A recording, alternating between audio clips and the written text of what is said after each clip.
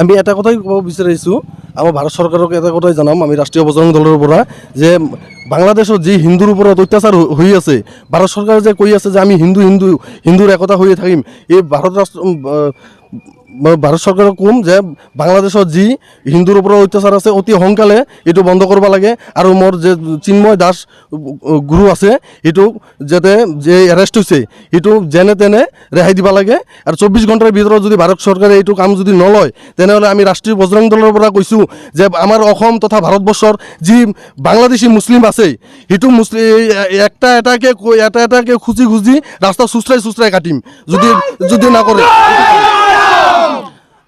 আৰু এটা কথা, আমাৰ ৰাষ্ট্ৰীয় বজৰং দলৰ পৰা এটা কথা, আমাৰ হিন্দুৰ ছেফটি 100% লাগিব, কাৰণ হিন্দু বাংলাদেশৰ বহুত যিহেতু চাই আছোঁ আমি, এই বহুত বেয়া কাম কৰি আছে, নাৰীৰ ওপৰত